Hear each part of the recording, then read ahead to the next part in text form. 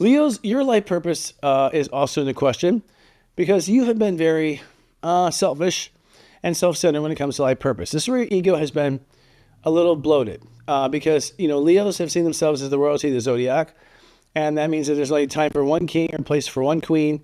And so the queen's wants is what your purpose was. Not true. Your purpose is not based on just your wants. Your purpose is based on your intentions to achieve. Your soul wants certain achievements. And so what's going on is that you're going to open up to a new type of achievement or a new definition of achievement, a new way of qualifying it. Perhaps it's not riches or fame or having high numbers on Twitter or on TikTok. Perhaps achievement is a personal spiritual goal, which in fact it is. In fact, Leo, your spiritual goal is actually evolution.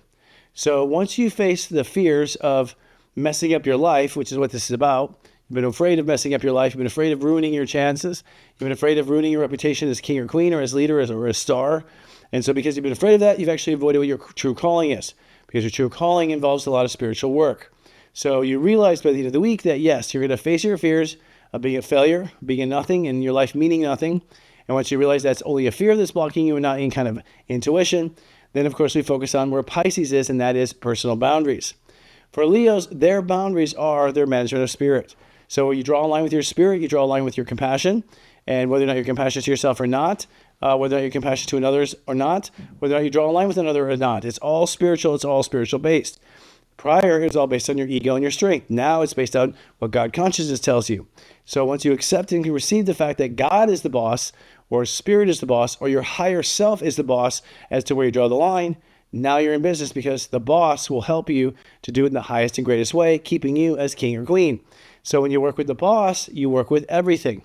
Now that said, once you are willing to surrender your control to your higher self, okay, you then realize there's some more work to do. This surrender to your higher self also means surrender to your career path, that your career is going to be also chosen by what your higher self has chosen with boundaries. So now you'll open up to a career path that is basically not in your direct control, that you are co-creating with God. By the way, that's the way you're supposed to be always with kings and queens. They're supposed to co-create with God. They didn't. Their ego took over. They got more concerned about their legacy.